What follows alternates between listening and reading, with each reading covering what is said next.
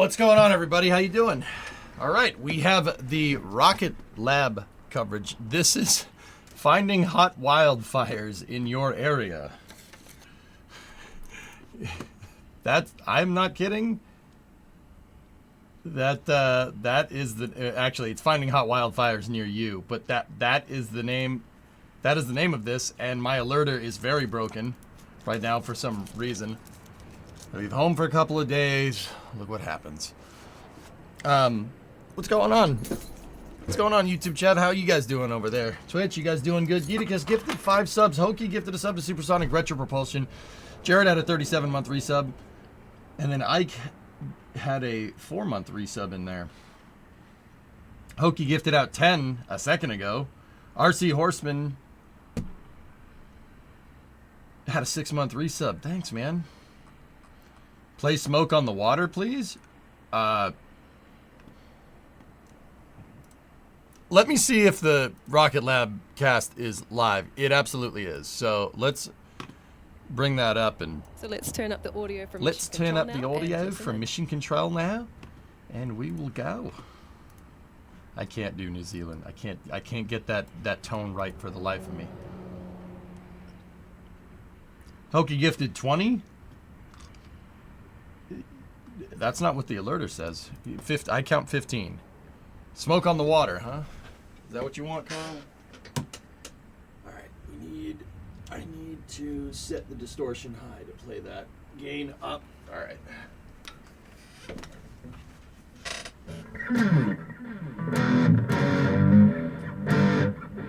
It's E, G. Okay, so.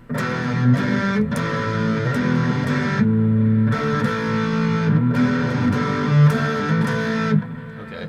All stations, LV on mission, proceeding with the go, no-go sequence. Okay, here's the go, no-go. Stages go. Hokey gifted 20. You didn't have to do that. Oh my goodness. GNC. GNC's go. T1. T1's go. GC. See? GC's go. PLS. PLS. RSO.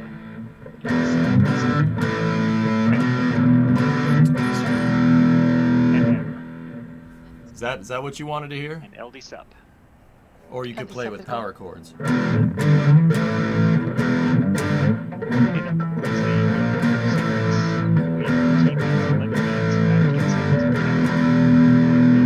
count auto sequence at T-minus 10 minutes, and from this time, Burn the down the procedure is gambling house. All right. Great news there from Mission. Great news there from Mission Control. This is an Australian accent. I still can't get that New Zealand accent right, and I apologize for that. On the dot launch in just 10 minutes from now. Oh, yeah, Carl, there you go. Now on your screen, of course, is Electron, our three-stage... Is there a good city builder for a 5-year-old on Android?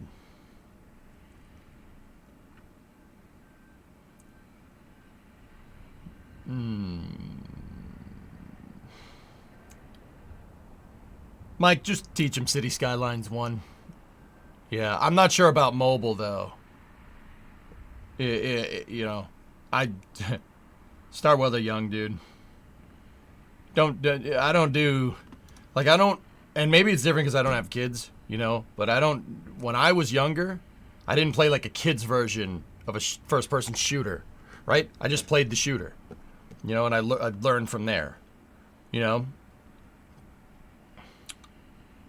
That, yeah. Well, that being said, for a 5-year-old, cities might be a little bit too complicated. But, yeah, I'm not sure about mobile games on Android, dude. By batteries, making them the first rocket engines of their kind to reach space. Yeah, maybe SimCity on NES, famous. That's a good call. The use of batteries to power Rutherford's electric fuel pumps. Oh, it's awful rares, but anyway. Lighter and more efficient, while 3D printing means precise manufacturing and quicker production times during... Okay, guys, so I am going to run ads, just a pre-roll, so people don't get ads during the ascent. I hate ads, and I very rarely run them. I don't believe in doing that. We get overstimulated enough by everything in this world. So running pre-rolls is my attempt to watch for the people that aren't subscribed. Once again, I don't care, sub or not. I earn subscriptions. I don't ask for them. If you like what you see, do it. If not, I get it. Totally good. I want to make sure either way that you have a good viewing experience here. So we're gonna run those ads, and yeah, I'll see you on the other side. Space to help minimize space junk. It is also 3D printed, and it can be operated autonomously without... Clearly, constant workers would control be the from best ground, choice. which Workers makes on it great easy for missions probably that are deployed would be outside just of the ground fine. station's range. I'm not sure you Now, want to after introduce today's Soviet launch- concepts to a 5-year-old, though. Because then you have to go and explain why that doesn't exist anymore. So you might be better off just, you know, playing a regular city builder. Small satellite missions like today's that I assume the satellite is going to detect wildfires. So SAR satellites can do that, an Earth observation. That's what those satellites do. Let me get you the gist of what this thing does. Once again, Electron totally owning it with the names of the mission. This is an Electron Curie mission called Finding Hot Wildfires Near You. That's pretty funny. Here, let's see. Hold on. A commercial airline, that's subsonic, which means slower than the speed of sound. You've got supersonic, which is the range in between, faster than the speed of sound up to about Mach 5, and then Mach 5 is above that. So think faster than the fastest Trying to fighter get jet deets for know you guys. about. Starting a couple years ago. All right, so this is a Orotech Constellation Phase 1. Orotech is developing a constellation of satellites with thermal infrared cameras that can provide 24/7 monitoring of wildfires globally, supporting better and faster wildfire response to protect forest people and infrastructure worldwide. The mission will deploy its latest plane of satellites called OTC-P1 to their current constellation, further expanding Orotech's an Aurora text. There's another R in there. Capabilities to first responders, governments, and industry partners. The company will expand the constellation with up to 100 satellites by 2028. There's 8 of these satellites on board, heading to a sun-synchronous orbit. You get fractions of a second of relevant hypersonic test environment. Here, we can throttle. I like a hokey. We can gimbal. So we can achieve everything. And thanks for from the direct 20, man. I trajectory, appreciate it. A boost glide I'm sorry the trajectory, which alerter is called not working. depressed, I don't or more of a understand why it's not parabolic working. re-entry kind of Gotta figure it trajectory, out. all with one launch vehicle. With HASTE, we've already launched 3 times, and we have many more in the hopper this year and next year for the programs, MACH-TB, Missile Defense Agency, and some other industry partners. We've done a variety of trajectories already, and we've achieved our cadence. Truly, I don't think there's ever been something like this in the past. You've either spent hundreds of $millions on a test platform that launches maybe once or twice a year and doesn't quite get you what you need. Yes, Scully. Or they're too small. They're sounding rockets, and you get fractions of a second of relevant test environment. But we can do it all on one platform at a commercial price and cadence. I don't think anything's ever existed like it. Hey, I live next to a forest. I'll try that satellite out later. There you go.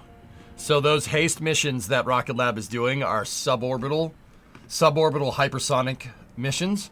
So Electron does something relatively similar to like Starship's ascent. It doesn't make it all the way to orbit, and it flies on a really shallow ascent trajectory to test hypersonic, to test anything that needs to go hypersonic, which is super cool. Those are the missions that launch out of Wallops usually in the United States. This pad though right here is LC-1B at the Mahia Peninsula. You can see it's pretty late out there. I will mention this during Space News later tonight, dudes, but I did get permission, just on a really quick side note, T-minus 5 minutes. I did get permission from Dean and company to restream the KSA Town Hall tomorrow. It's should be around the time we do Space News. Sorry, RocketLab reminded me of that. RocketLab, RocketWorks, it's close. I wish they would stream the HASTE missions. That would be pretty cool. Yeah, I talked to them. Well, we kind of play phone tag, so to speak, because their workday's in the middle of the night for me and vice versa. So once again, we kind of play phone tag there. But we have permission to restream it, which is pretty sweet. Are HASTE missions DOD? I don't know, Matt. HASTE missions are something.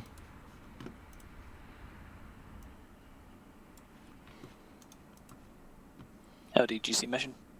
GC LD. ECS is disabled. Pad auto sequence is armed. Pad is ready for launch. Environmental control systems on the Copy pad all. have been disabled. That was ground control communicating to the mission director that they shut off all the HVAC systems. Not a lot of people know that rockets, when they're on the pad, they have to have basically air conditioning or heating, depending on where the launch site is, to make sure that the payload doesn't fry or freeze inside of the fairing. Fun fact, most of this hardware right here is not designed to operate down here for very long. So when the rocket is on the pad getting ready to go, like fueling or whatever, there's environmental control systems. There's an air conditioner, basically just HVAC. There's an air conditioner or a heater, depending on where the launch site is. I have done the ads. Yep. That was them telling them that all HVAC systems are off. All stations LD on mission. From now, there should be no red flags on your critical LCCs. You don't need the air Beacon, conditioner for LD much mission. longer. That's why they shut it off. LD beacon. Lock auto sequence and confirm. Locked. Confirm all flight computer ASGOs are green. All ASCOs are green. And all stations, we are go for auto sequence start at T-minus 2 minutes. LD is go for launch. Launch director reports go for gerbils.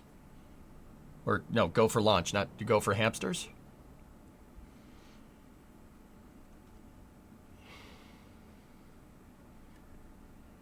Just so you know, I own you at this game. Holy crap, where the hell have you been, Ozzy? I haven't seen you in forever. And you're over in YouTube now. That's even weirder. Don't stop doing that. You don't own me at nothing. I'm the king of launch broadcasts on my stream. I'm the king of myself. I'm the main character. This is my stream.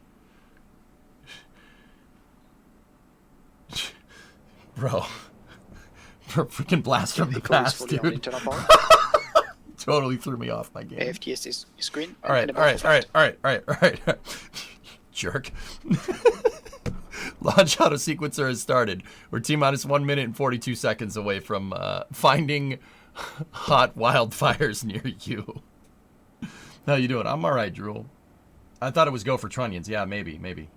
For the Dragon flight, how long are the astronauts expected to stay at the ISS? 6-month rotation, Clock slot PB. is complete. System is in recirculation. Watching Twitch, we're just not always signed in. Yep.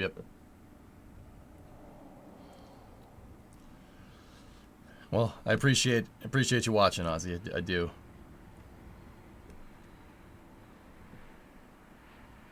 Oh, Drool, don't do that. Don't do that. You don't know how much that screws with my head. At least your name is the same across the platforms, you know. Anti-geysering is disabled. Okay.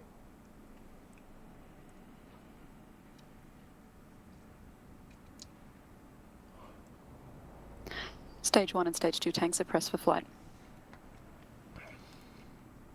High flow engine purge enabled.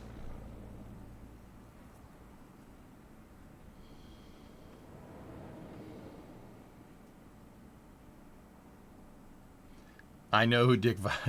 Yeah, I'm the Dick Vitale of Rocket Broadcast. I'll take that, dude. I'll take that. That's pretty high praise, dude. T-minus 20 seconds and counting. What's the green laser pointed at the launch platform for? I don't know what that is, to be honest with you. But yeah, 10 seconds. 10, 9, 8, 7. Watch this 6, thing. She goes. 5. It goes off the 4, pad hard. Ready? 3, 2. Ignition. 1. Liftoff.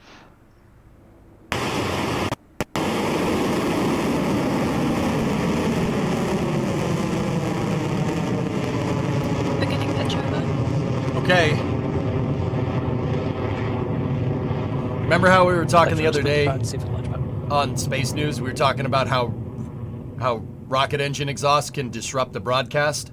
It can disrupt the signal. Well, yeah, there you go. It just did. Stage 1 propulsion nominal. This mission is pretty fire. No. It's finding fire. All right, liftoff for Electron's 63rd launch, and we TWR, are on our way to 1.3, space for 1.4. this wildfire detection mission for Aurora Tech. Now at over coming up to 5 kilometers above Earth and traveling at over 900 kilometers an hour. Soon you will hear our operators announce Max Q, the point in the rocket's ascent that it experiences the highest aerodynamic stress. So let's listen in for that call. Yeah, I found it found the fire. It's right we found it. It's right there. Everything looked good. That ascent looked good. The little you had a couple of low clouds. Cleared max Q. Maximum dynamic pressure. The low clouds At over in New Zealand T+, today. 1 but- minute 15 seconds and counting. That is Max Q cleared by Electron on its way to space. Telemetry is looking good, with Electron now traveling faster than the speed of sound at more than 2,000 kilometers per hour. Next up is MECO, or main engine cutoff, followed by stage separation and then second stage engine ignition. MECO is when all 9 Rutherford engines shut down to slow Electron's pace just before the second stage separates. Does RocketLab recover their boosters? No, they don't. They were planning to do Electron recovery, Jim, and then they decided to just push to neutron after reusing an Electron engine from a recovered booster. They decided to push right towards neutron, which it has reusability designed into the stage from the start. 15 seconds to staging. This is not a hot staging rocket. Enter This is burnout detect mode. a conventional separation system. Oh, there you go. Okay, we should see engine cutoff here. Right? MECO confirmed. There it is. Clean separation. Need a good ignition. Separation confirmed. Stage 2 ignition confirmed. Perfect. Clean sep. That was great. There we go. That was MECO, stage separation and second stage ignition as planned and confirmed, but what we heard Yeah, real across the good. nets and saw from Electron's onboard cameras. Traveling at more than 8,000 kilometers per hour now, up next is fairing jettison to separate the nose cone from the second stage. Let's stay with mission control and see if we can catch a glimpse of them too as they fall away. How come RocketLab doesn't have a pad at the Space Coast? They have a pad at Wallops. They don't need to have one at the Space Coast. Fairing jettison confirmed. Okay, you should see the fairings pop off here. By fairing in hello space for Yeah, it's too Aurora dark. Tech satellites, now exposed to those vacuum conditions above Earth as the mission continues nominally. How come RocketLab doesn't have? Okay, I already got that question. Did they ever successfully catch a first stage? They didn't ever catch it. They fished it out of the water, Yum Food, and then said, "Screw it, we're gonna go full in on neutron." Does the Rutherford vacuum use the same cooling as the Merlin vacuum? It's a similar mechanism, not exactly the same. Rutherford uses a different type of fuel pump. Their fuel pumps, are electronic. It uses an electric motor, a very lightweight, high-speed electric motor to spin the impellers to feed the engines. This doesn't really work good at scale, but RocketLab is a small RocketLab. Electron is a small rocket, so it works. It works really well. Actually, that's what this thing is right here. This is a battery that's powering the motor for the second stage. Yeah. And when this battery is discharged, they'll jettison it. So if we, they're not close to battery jettison here, but when they get here, this thing is going to pop off. Because the name of the game with your rocket's obviously mass. You want less rocket on your rocket. It's more efficient that way. So when these batteries die, right? When their discharge is complete, they jettison them. It's actually really, really interesting stuff. Dons, you had another question. Why does SpaceX push hot staging when it appears to cause some issues? It is the simplest way to jettison a 150-ton upper stage. Yeah, that's the simplest way to do it. Simplicity is the driving thing here. Simplicity is the driving requirement for Starship because it's complicated in other ways, i.e. full reuse. Ablation flashes out of the nozzle, that's normal. That is not ablation. That is these kind of errant sparks that you see are just a byproduct of hydrocarbon combustion. If you look at like a Falcon 9 launch, the Merlin vacuum, you see this same phenomenon. It's a much larger nozzle. It's a little bit harder to see. With the camera angle that Electron has looking at the second stage, it's much easier to see it. The Falcon 9 does that too. That is just using a kerosene liquid oxygen upper stage up there. That's what it looks like. You get some combustion. You get a lot of unburnt soot. Not necessarily combustion instability, but yeah, this is just combustion byproducts. That's normal. That happens. And once again, just like Falcon, right? The nozzle is made of niobium, and glowing is actually what's keeping it cool. Yeah, it's radiating heat through light. Okay, we should get to battery jettison. Watch this thing. Ready? Watch that. Oh, bye-bye. Battery jettison confirmed. Oh, it did it again. It did that last time. There we go. That is battery hot swap confirmed from what we heard and have seen just now. The mission is continuing nominally along its trajectory, now past 200 kilometers in Niobium. altitude and getting Viper. close to its required orbital speed of around 27,000 kilometers an hour. So the last mission where they jettisoned the battery, Yes, saved. the camera started doing that. We have about 2 more minutes left in the second stage engine burn before They power the Electron fuel reaches pumps its rising, yep. nominal transfer orbit and separates the kick stage with its satellites. This refers to the planned and expected trajectory the mission will follow when moving from one orbit to another. Because the kick stage is released in an elliptical pattern, a transfer orbit will bring the kick stage to the altitude of its planned circular Earth orbit. And that journey takes about 40 minutes or so from the moment the kick stage is separated from the second stage. Now, once the kick stage reaches its target, its own engine will light up to perform additional maneuvers that circularize its altitude for that desired payload drop-off. So what's the advantage for electrical pumps? At a small scale, Sivola, it makes from a mass perspective, it makes a lot of sense. But that's only at small scale. I'm really worried about that, guys. The camera just could be on the fritz. This happened last time. Right at battery jettison, their second stage camera started doing this. And we did see some nozzle burn through on the last flight. I don't like that. That is not very. That's not what you want. Obviously, they don't want the camera to do that. So yeah, see, at small scale, an electric motor powering your impellers makes sense. But at larger scale, it's too high mass. So Electron. Guidance is in terminal. 20 seconds remaining. Okay, with Electron, they made it make sense because they're using carbon composite fuel tanks. Okay, so everything is made out of carbon composite. Very, very, very, very low mass fraction. So some of the mass gets taken up by the electric motors, but it works once again at small scale with carbon composite. That's a very smart thing to do. It's pretty damn good. Dude, that has to be electrical. There we go. That was SECO confirmed on the second stage and a successful deployment of the kick stage to its nominal transfer orbit. Great news for the team and the mission. It's all composite so far. domes. Yep. Now, with that work done, we still have the business. Guys, that's electrical all day. That's electrical. The camera started going on the fritz right at battery jettison, which tells me that's either an undervolt or an electric or a power surge. Jettisoning batteries makes me think undervoltage.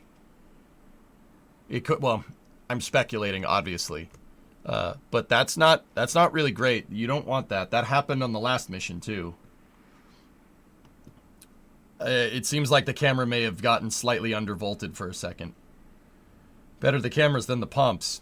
Well, yeah, of course, Kate, but that's still something you don't want. That's not ideal. Undervoltage for the camera transmitter. Well, it depends on how it's wired, how their power wiring works. If everything is wired in a parallel circuit, it's going to undervolt everything all at once.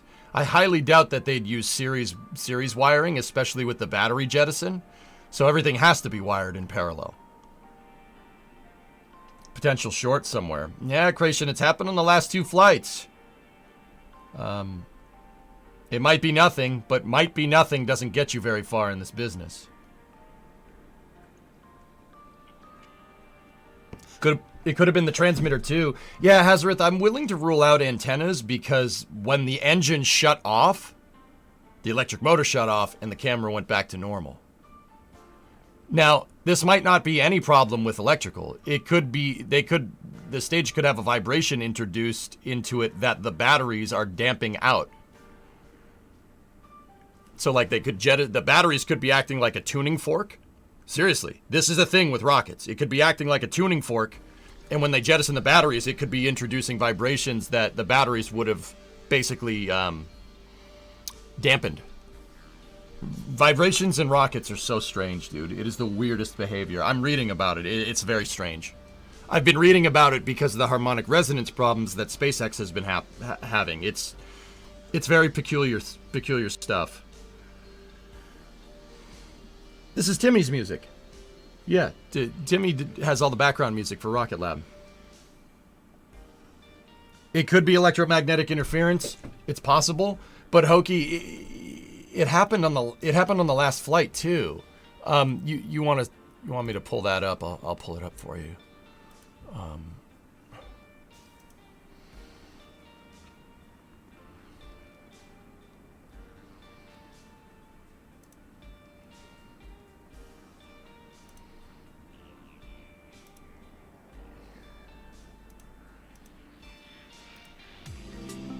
All right, hold on.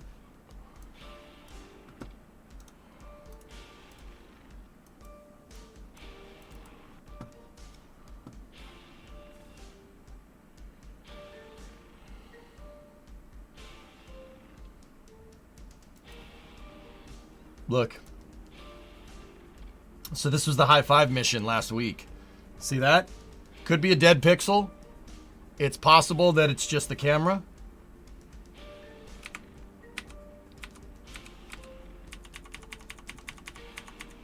But see, look. Check this out. Right after battery jettison. Watch.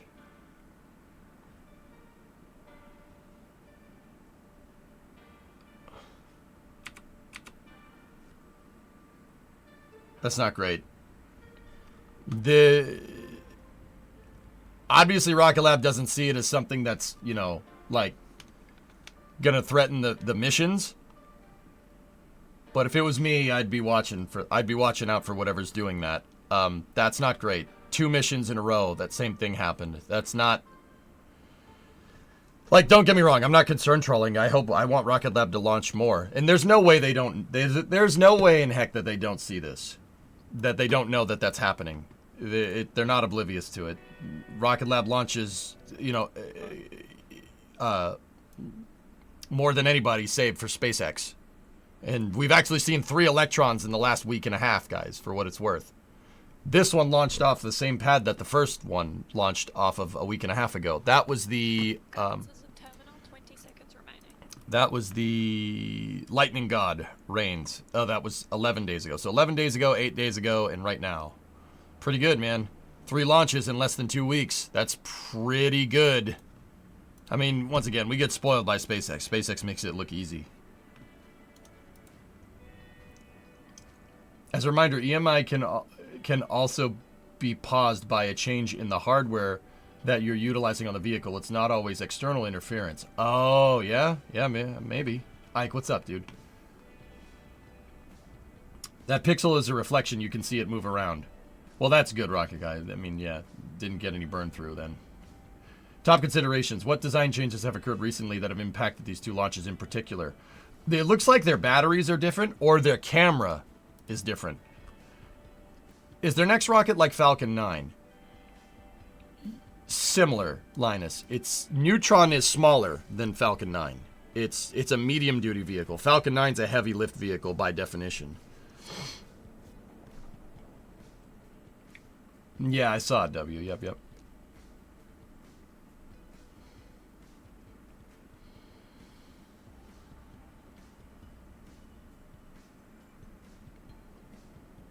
Actually, it was a different pad, but same complex. How did they launch 3 rockets from a 2-pad launch complex without reusing and turning around a pad in less than 2 weeks, Erudite? How is that possible? I think you should check that. Check yourself before you wreck yourself, dude.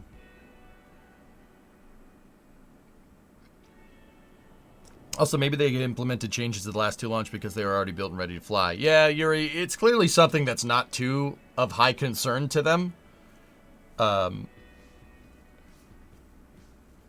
Yeah, where Neutron is going to end up, guys, is somewhere somewhat analogous to Antares or Firefly's MLV. Somewhere in there. Kind of crazy how Falcon 9 seems so small in comparison to Starship, but it's still heavy lift. You gotta... Dude... Starship is rewriting the book on how this all works.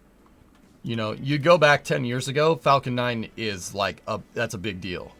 The fact that they can get like Delta 4 heavy numbers from a single stick Falcon 9 is insane.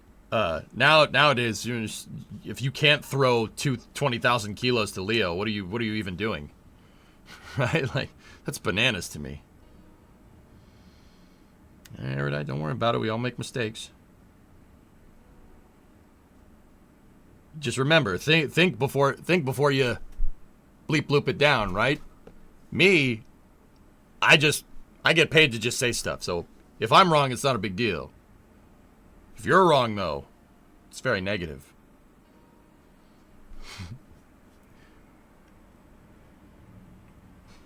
I get paid to be dumb. You don't. So don't be dumb. That's what I'm trying to tell you. If we were talking about camera artifacting, my vote is a hardware soft fault that occurs due to the high voltage and current change. The battery hot swap may cause a transient undervoltage or overvoltage event that doesn't just introduce noise, but actually causes the camera system, sensor encoder, or supporting processor to enter degraded operational state. Yeah, Rocket Guy, it happening right around the time of battery hot swap. That's not a coincidence. Yeah, I was guessing under or over voltage. Or a slight surge that's screwing it up. And then it goes away when the motor shuts off. You know, it going away when the motor shuts off. Vibration, could be vibration, or straight undervolt. Because the camera worked just fine after Seco. Just a guess. Who else misses watching Antares? I saw an Antares launch. I saw the NG-11 mission. I was there. It's pretty cool. With DOS, believe it or not.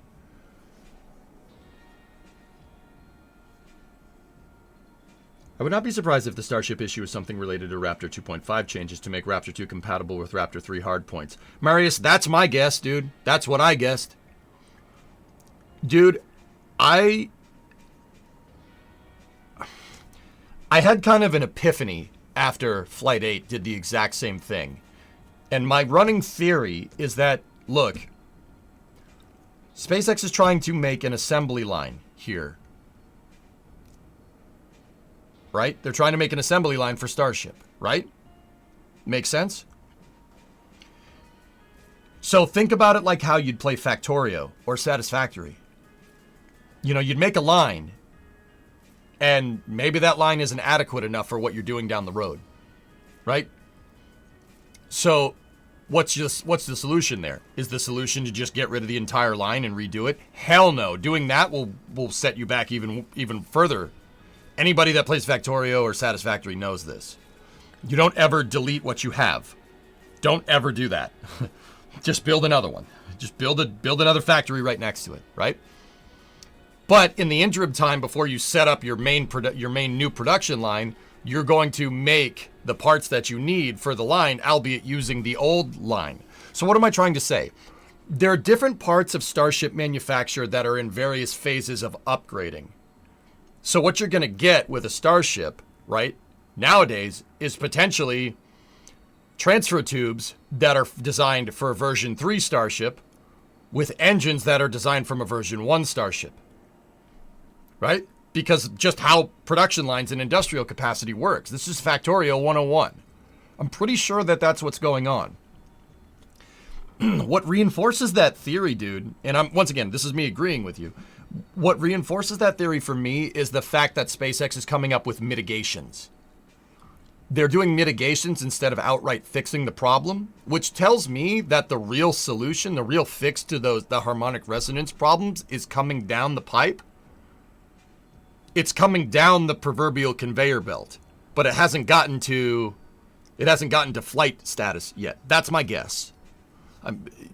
I was thinking about it, like, if SpaceX is trying to play Factorio with rockets, it's going to take a second to get that right. And you're going to get weird Block 2.5 or Block 1.5 or Block 1.6 rockets, right? You're never going to have like version 1, version 2, version 3, despite SpaceX's nomenclature. It's never going to be exactly right. There's thousands of changes between each rocket, self-admitted from Elon himself. So that tells me you might get a Block 2 engine with a Block 3 version of a transfer tube in a Block 2 hull. See what I'm saying? I think that's why SpaceX is having problems. Once again, it'll get fixed over time. So what are they to do? Stop the assembly line? No. Remember, when you're playing Satisfactory or Factorio, right, you never delete what you have. Because you're going to delete what you have, and then you're going to try to refactor it. You're going to try to scale it, and it's not going to work. And in the meantime, that old production line could have been producing something. You never do that. Never delete your original design. Build a new one, right? So SpaceX is somewhere in between building the new one. We know that because they're building Starbase, right? Building out Starbase. They're building out the Gigabay right now, right? We know they're somewhere halfway in between, which makes sense, right? So fly the rocket. Main objective is get that thing into orbit. Do any mitigations that you can, but never stop flying because flight data is king. Every time they fly one of these, despite the second stage blowing up, which is not great, and that's not good, but the fix is coming. But every flight that you make, you're going to get more info on catching that booster. And that is the real important part here. Without catching Super Heavy, Starship does not advance on the timeline anywhere near the timeline that SpaceX wants. Not even close. Super Heavy is the key. That and Mechanzilla, obviously. This is not the first time we have seen SpaceX have QA/QC issues with how fast they move. It's a combination of changing design, QA, and QC. Yep, you're retooling and you're changing everything all the time. People don't know what to QC or QA, Rocket. Everything is changing. I mean, that's one of the trade-offs for rapid iteration, right? I don't think, like, everybody's like, oh my god, space, this just sucks so hard. I don't think anything's wrong. I think this is just the nature of the beast.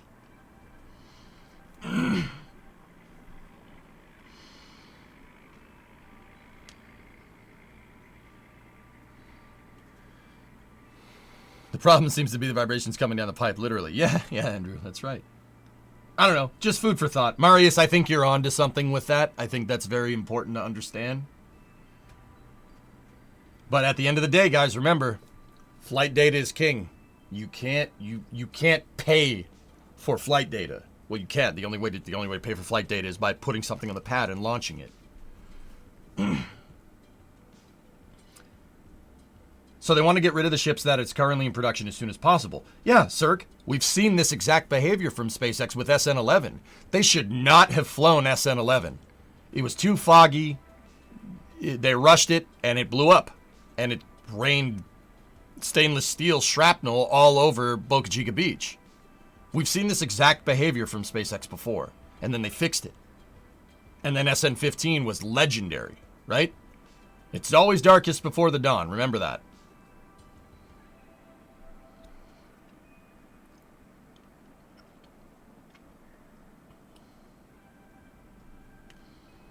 Yeah, Yum Food. I'm not concerned. I was never concerned. I feel bad that the people at SpaceX are bummed out about this, but honestly, they'll be fine. I'm really not worried. This is a byproduct of rapid iteration. This happens. It happens. Don't be down in the dumps about it. Fix it. Easy peasy. You'll get it. They'll get it. To think that they won't get it is absurd. Like,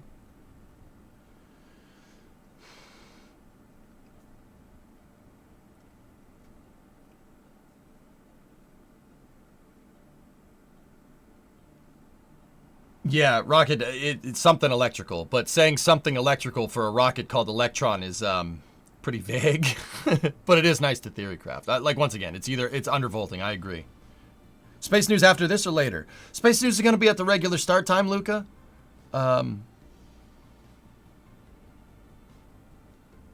Patches shipping, nice.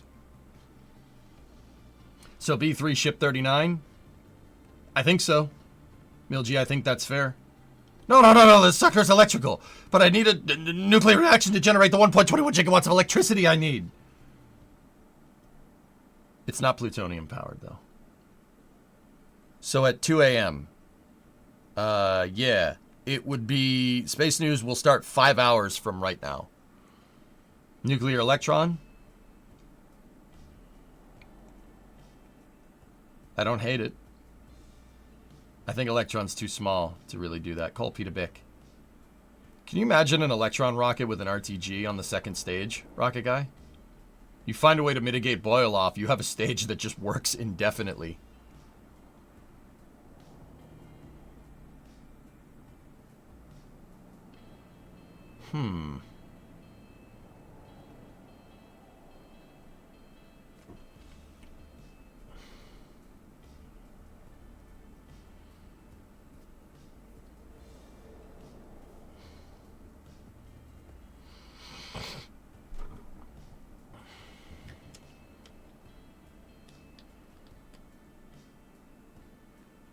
I doubt you were the first to think of that. Well, of course.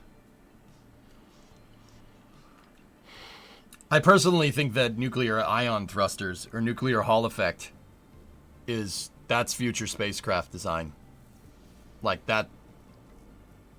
It's just something we haven't tapped into because ion thrusters are really only limited. It's a scalable technology. Not a lot of people understand that.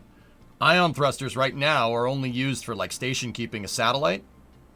The reason why is because the ion thruster is the size of the ion thruster is denoted by how much power you can generate. Everything is solar powered.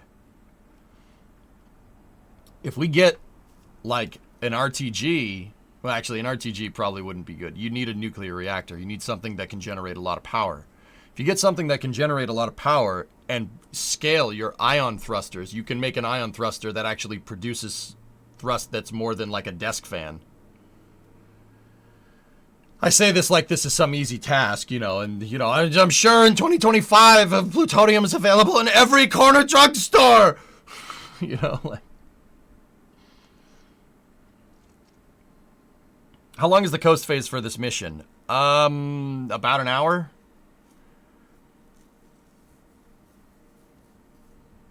But my physical materials.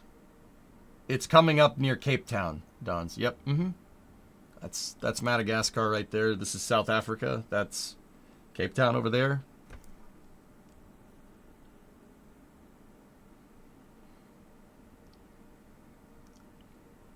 You see the Chinese launch mission called to be determined. Who cares? How about the lack of RTG materials? CW, I have no idea where that...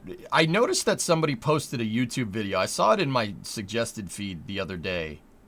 That NASA has a plutonium problem. I mean, they don't. And if they did, it's only for an interim period of time. They did have a problem. The problem was that if you want to make an RTG, the things that are on like Voyager, New Horizons, Curiosity, Perseverance, well, that is a byproduct of making fissile materials for nuclear weapons. Something that the U.S. started doing again in 2018. Started making more fissile materials. We started making more nuclear fuel for weapons. That was because our stockpiles were 30 years old. Yeah. So, if this is somehow a problem right now, it ain't going to be a problem in the future. Hey, Theix, 88-month resub. Thank you. Hey, Elisers, what's up? Yeah, Real Engineering. Yeah, I don't understand why Real would put out that video right now, especially, like I said, the current president during his last term reinitiated nuclear material production in 2018. I could be a little fuzzy on the date, but I know it did happen. I remember we covered it for Space News for this exact reason. I don't think NASA is going to have a plutonium problem in the future. Do you think RocketLab would sell me an Ultimate Max Extreme Race battery for your car? You were saying something, Element, about the price. I'm sure they would. All of RocketLab's hardware is for sale in some way, shape, or form, dude. They've positioned themselves as a supplier and launch provider, which is pretty dang cool. But, you know, it's not a Everstart battery or a diehard, if you catch my drift. The plutonium production is restarted. It's just slow because of physics. Yep. The box said 10 horsepower. Nice. EJ streaming at a reasonable time for Europeans. I guarantee you I will go back to doing that next week. I just need time to clean the friggin' garage. He said it's hard to make new uranium-238, but he also said they're making new. Scott Manley commented on the Real Engineering vid. Peter Big Brain. It's all good. Thanks, man. Yeah. Thanks for bearing with me. All right, Element. I mean, we're already through this coast phase here, so we'll probably keep going. I'll probably go until the Curie burn, and then we'll go from there. So when does EJ install a SpaceX package on the truck? Hey, Dons. The Eagle has landed. Thanks for the space coverage. The tip notifier works, but not the resub notifier. That's strange.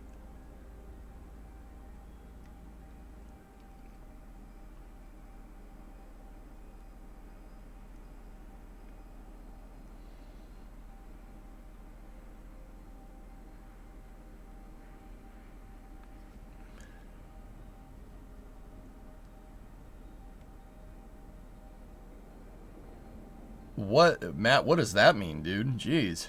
Do you think Ship 39 will be a V3 upgrade to address the V2 failures, with a V4 upgrade a while after? I think V3 has been in the pipe for a long time, reactions, and SpaceX knows that the harmonic resonance problem is a thing, and they knew it was going to happen.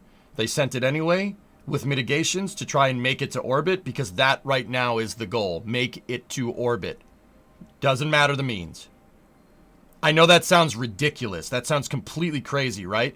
But that's what's going on. That's how they think. Make it to orbit. One requirement at a time.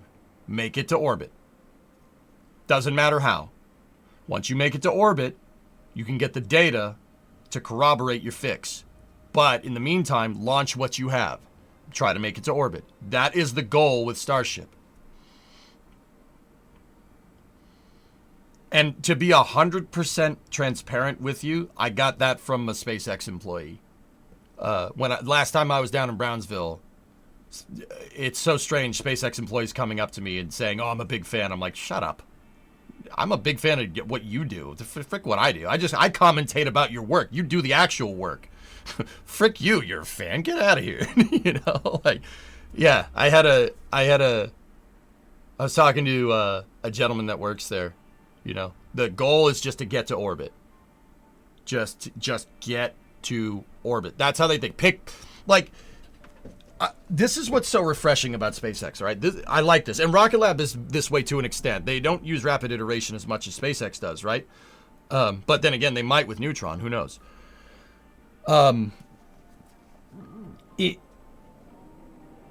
Guys, requirements denote design with a rocket. Requirements. What are you trying to do? That is the most important thing. What are you trying to do? Now, it's very easy with rockets to get locked into the minutia with that. What are we trying to do specifically? No. Take a step back. Well, we're trying to make sure that this engine works at this specific impulse with this amount of thrust for this amount of time to achieve this result to get to this pinpoint. Too much. Get it to space. Just you're splitting hairs with your requirements. SpaceX doesn't do that. They don't do that. You pick something and you go with it. And I think that's why they've been so damn successful, because that's what they do. They pick something and they go, right? It was super heavy first. They went from SN15. What's the next thing? Okay, the next thing is we need to get the booster to work. If the booster doesn't work, none of this matters, right?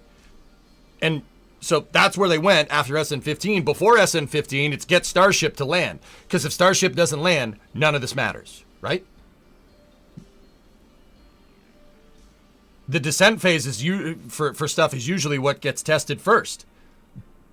Think about it with the space shuttle. What was the first space shuttle missions? Approach and landing tests. With any capsule, what's the first things you do? You drop the damn thing out of an airplane and make sure the parachutes work. That's what they did during Apollo. That's what they did. SpaceX did that with Dragon. Boeing did that with Starliner. Testing the chutes. If the capsule doesn't land, who cares? You could have 100% by the book perfect mission, and if the parachutes don't work, or you don't land on the runway, or in this case, you can't do that flip and burn, who cares? They pick a requirement and they go with it. And then eventually you get the full scope of the vehicle. That's why the design always changes. It's really, really smart.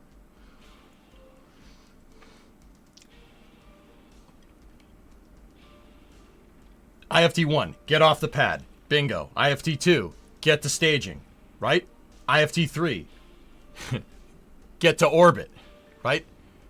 Or actually, it's not get to orbit. It's get to second stage engine cutoff. Now, once again, sometimes stuff does go backwards, right? Starships have gotten to reentry, right? And these ones didn't. But once again, I do believe the mitigations are a very telling thing. SpaceX doesn't mitigate problems. They solve them. But sometimes solving them takes time. Particularly with this one. Now, once again, you gotta go back to driving requirements, right?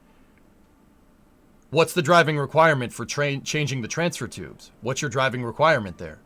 Why would you just arbitrarily change your transfer tubes? You would change that.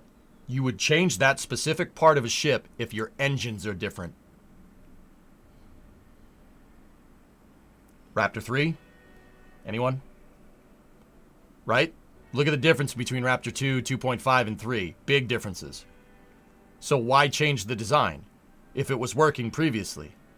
Because you're designing it for engines that aren't ready. Because, once again, bottlenecks in your production line. This happens.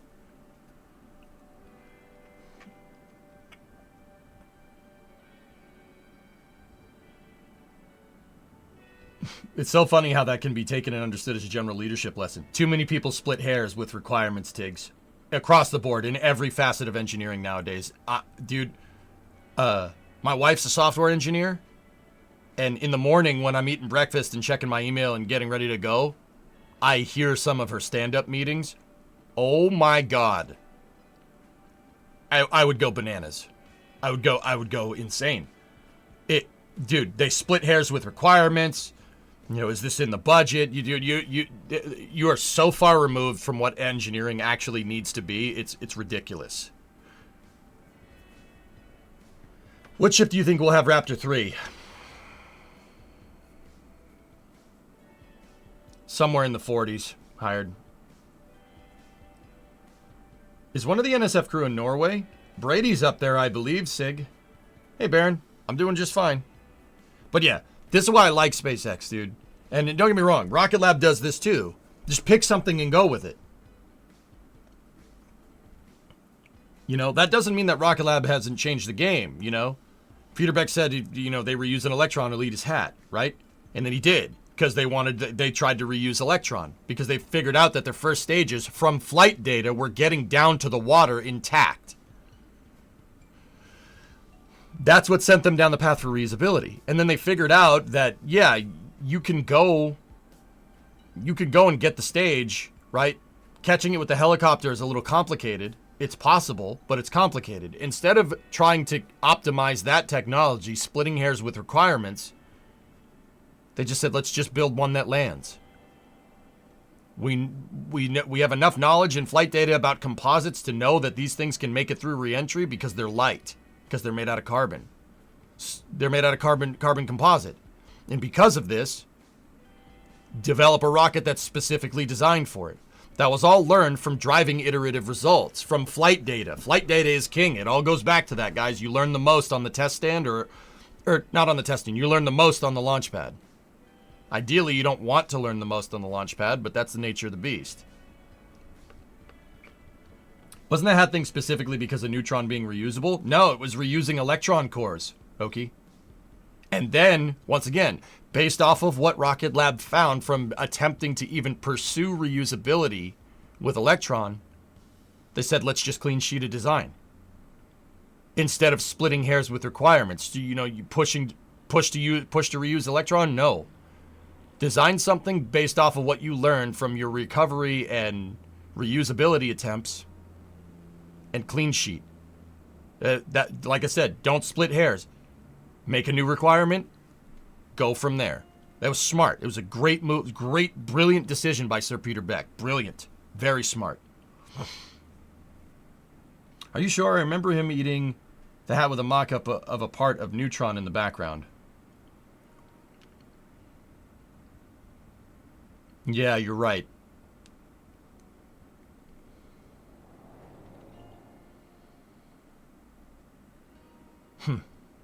Yeah, now I need to go check. Dang it, man. Ship 42, obviously. Is there any logs of Raptor test? McGregor Live, Luca. It keeps pretty good track of it. It was the fairing in the background. Yeah, you're right. Now I'm remembering that. Is it possible? Is it possible? I could be just dumb. That is a very distinct possibility. I'm not going to rule that one out. Is it possible that they decided to do Electron reusability and tell the world about Neutron at the same time? Or am I just completely off base? Because I seem to remember that driving the requirement. Like, try to reuse Electron, learn from that to get Neutron. Like, did I could be just crazy. Like, I could be completely misremembering. Like, I don't know. We'll have to fact check later. I'll do it during Space News. Coast phase is almost done, guys. So why a long coast phase? Well, RocketLab is waiting for the vehicle to get within range of their ground stations. You see the pings up there at the top of the screen? They're going to wait until it goes across northern Africa to a ground station in Europe to do the Curie burn and then subsequent deploys.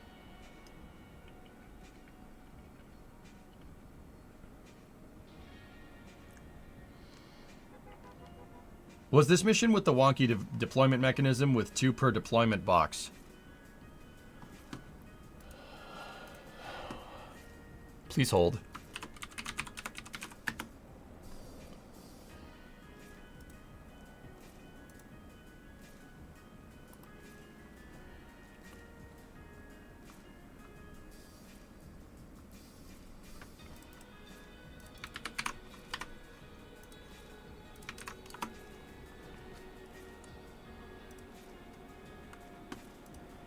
Launching on Electron's 63rd mission in just a few hours are 8 wildfire detection satellites for Aurora Tech, with thermal imaging cameras and specialized sensors.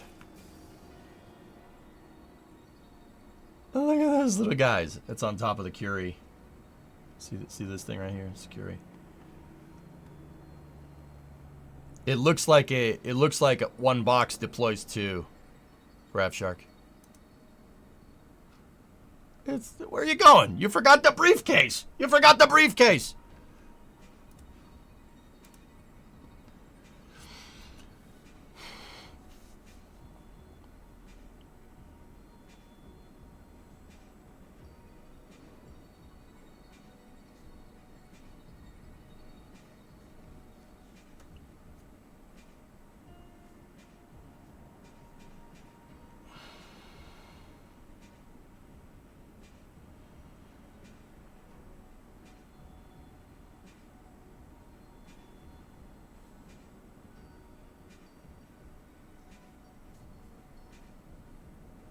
Matt, I'm not sure what you're on about, dude, but yeah, I'm sorry that happened, dude. I don't know what to tell you, homie.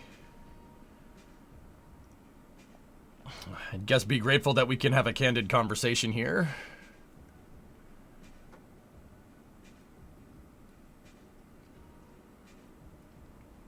Yeah, Coltec, this was finding hot wildfires near you. They are wildfire detection satellites. There's 8 of them on board. And we're getting up to the Curie insertion burn here, and then deployment from there.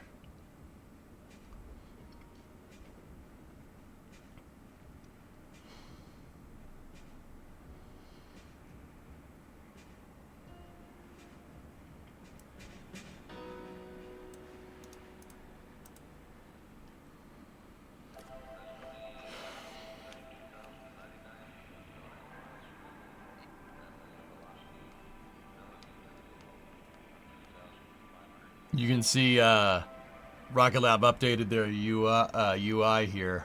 So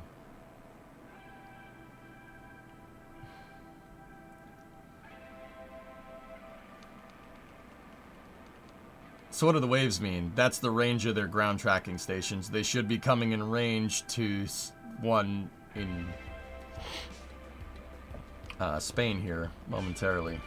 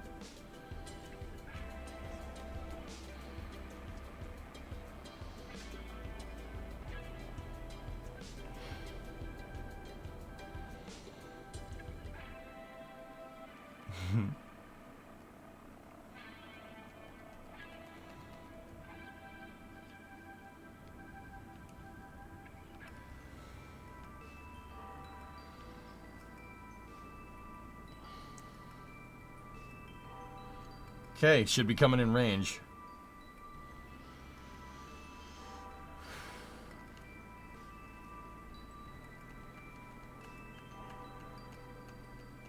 When will the fire tracking satellites go online? Probably another couple hours, Sig. What's that tracking station on the left? What's that island chain called? The Canary Islands? Oh, gosh. I might have to turn in my geography nerd card. Azores. Canaries? Yeah?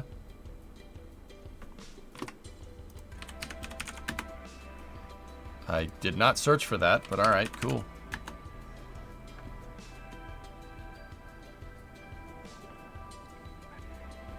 I'm annoyed that I had to look this up. I'm usually pretty damn good with this stuff.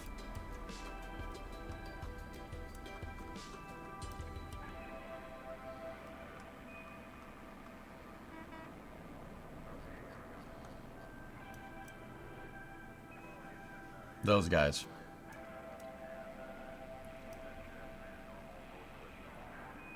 Azores. Yeah, okay. Canary Islands are below, closer to Morocco.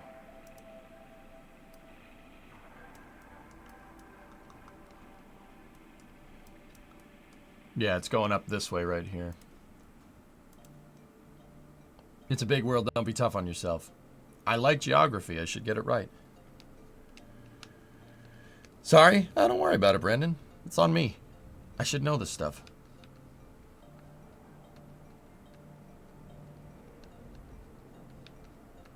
Back to GeoGuessr. Yeah, right. I'm usually pretty dang good.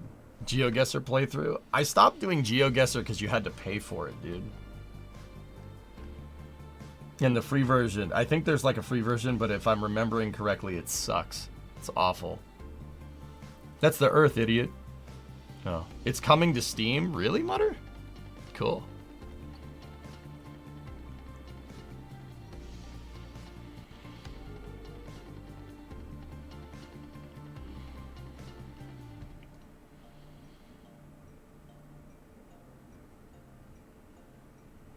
Love that they use the music from Dim Todd, the not-so-frequent skydiver. Oh, yeah, yeah, yeah.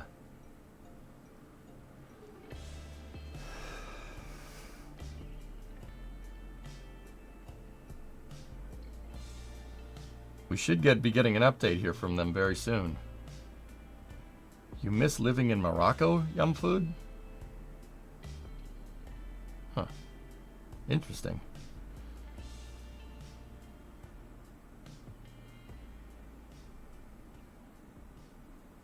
Welcome back. Yes, Raytheon. You are joining us just in time for payload deployment of 8 satellites for Aurora Tech's wildfire detection mission. Okay, Nick, thank you. Now, if you missed liftoff earlier today, it was our 63rd launch and a nominal one through max Q, main engine cutoff, stage separation, second stage startup, and second stage cruise to the mission's nominal transfer orbit, where it separated the kick stage in preparation for payload deployment, coming up in just a few minutes.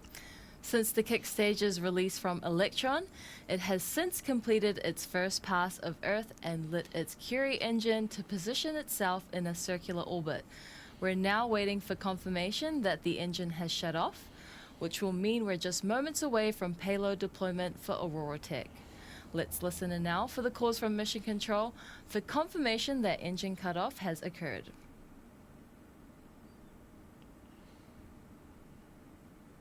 Curie cutoff confirmed. Nominal final orbit achieved. Good. Curie shutdown is confirmed. Excellent news for the mission. Now less than a minute until the 8 Aurora Tech satellites are released from the kick stage to begin their wildfire detection mission. The satellites will be released from their dispensers 2 at a time across 4 events. And the first They deployment see you is now sneezing just moments on away. camera. Hey, guys. Oh. The guy was like, oh, did you see that?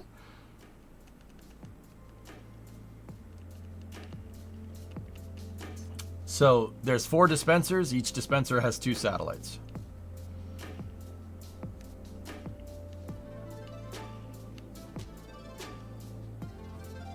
Deployment of payloads Untitled, SC, and Esperanza confirmed.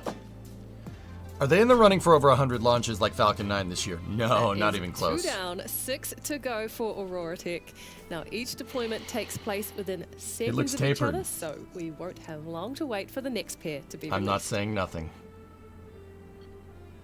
The payload dispensers have a slight radial out component to them.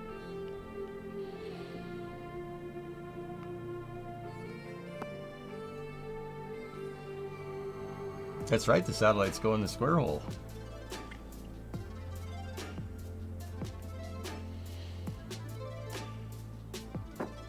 Deployment of payloads Crimple Bro 2 and Thermoraptor confirmed.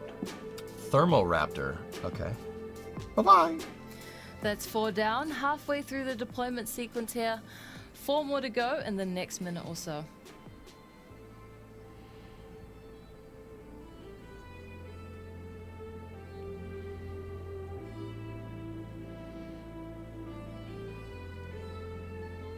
Do they launch out that fast? Yeah, pretty much. These types of dispensers, guys, are spring-loaded. So basically when the door opens, a spring that's behind the satellite decompresses and bye-bye. It's a very simple dispenser. Once again, with rocket... With launch services and rocket science... Payloads Crimple Bro 2 and Till Infinity confirmed. They probably don't exit that quick. 6 but satellites on orbit now for Aurora Tech. with rocket science, you have to find the simplest solution to a very complicated problem. That's really difficult to do. And this is what I mean about overthinking it. You could come up with, like a pneumatic deployment system that, pushes it. No, just use a spring. Just use a spring. That's the easiest. You don't need to use, you're not reusing the damn dispenser. Just use a spring. Easy.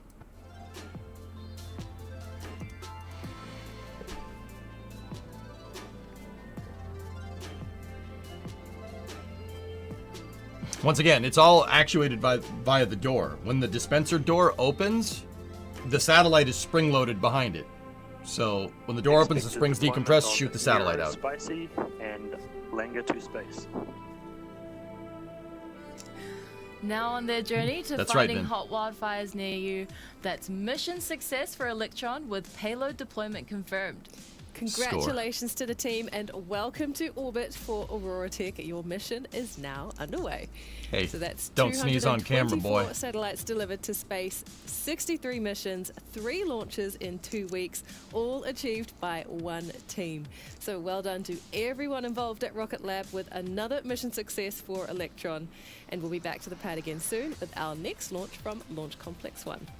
As always, thank you for joining us and sticking with the mission right to the end. Stay locked to our social media feeds for up-to-date information on all things happening in the lab.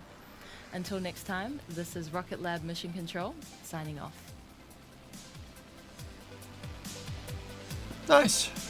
Good mission. Is burn 2 coming up for a deorbit burn? That would be my guess, X-Wing, yeah. I'm not too familiar with how the Curie works, but I would say, yeah, probably a disposal burn. RocketLab always does the casts really well. Yeah, they do good work.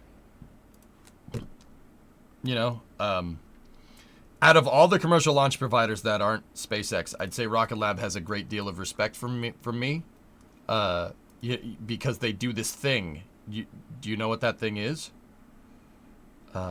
It's very subtle. You might want to look right like in here. They do this thing. 5. See that 4, thing right there? 3, 2, 1. Liftoff. See this whole thing going on right here? Yeah, they launch things. They actually launch stuff. That was their 63rd mission. It's pretty good, man. That's pretty spanking good. 63 missions is nothing to scoff at.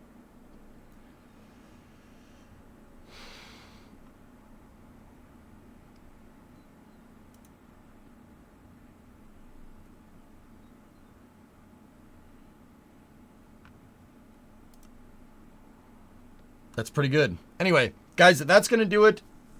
When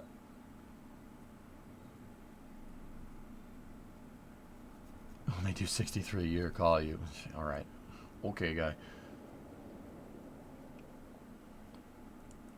Random question. For For a rocket order of magnitude larger than Starship, would you have more margin to build it without worrying too much about being super mass efficient because it's just so big that it matters less?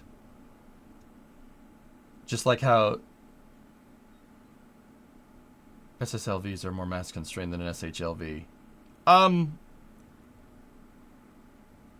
Yes and no. Mass fraction is mass fraction, but I wouldn't say that it matters less. That's the requirements denote design. Like it's not like you're not going to take it as seriously, but with that being said, there is something to just brute forcing something into space. Mass be danged. There is, I mean, that's like the whole Sea Dragon theory, right? That's what Robert Truex was thinking about. But I would say it's something that you should always consider. You shouldn't be negligible about any particular like design piece. Everything should be deliberate on a rocket. It doesn't matter the size. F-14D flight manuals are on the War Thunder forum. Neat. Like, you shouldn't just be like, man, make it 300 tons of rocket and we fill it with, 1,000 tons of propellant, so whatever. No, the mass fraction of your vehicle should be driven by what you're trying to do, by requirements. I know I keep saying that. I keep saying it till I'm blue in the face, but that really is what it's about. But, the requirements of your vehicle, what it's trying to do, denotes your entire design.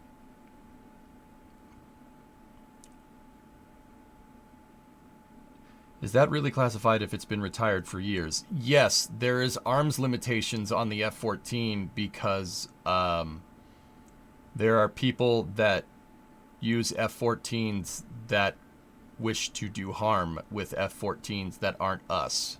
So yes, absolutely.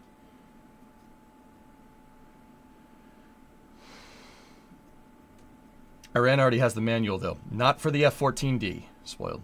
No, they use F-14As or some bastardized F-14 MiG crossover thing because, yeah, they ran out of parts.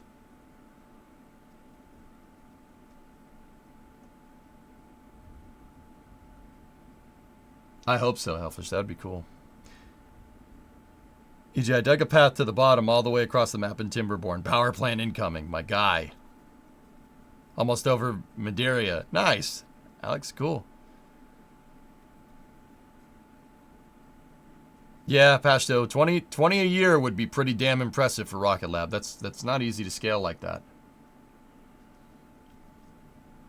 The evil F-13.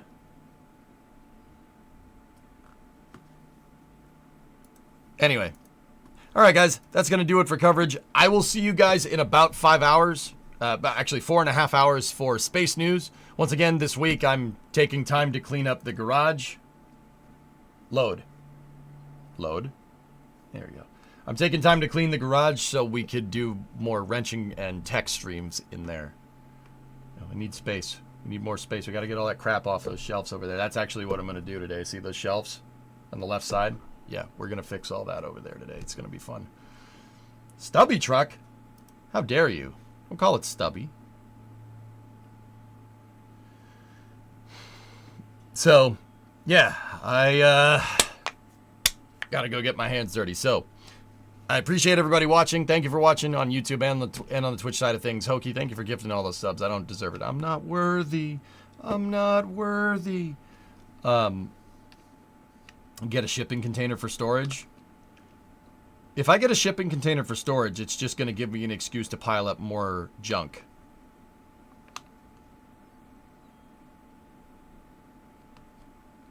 I'll think about it. I have other fish to fry right now. Not a bad idea though. Anyway, it needs to be a waterproof one. It has to be environmental proof, Just one more lane, bro, I swear. Yeah, Grav, that's kind of what I'm worried about. Either fried fish, and that's a problem. Why? Okay, that's fair. All right. I'll see you guys in about four and a half hours, something like that, for Space News. Thank you very much for watching. We'll talk more about vehicle requirements and stuff then. Thanks for watching, everybody. I'll see you. Back to the garage. Thank you.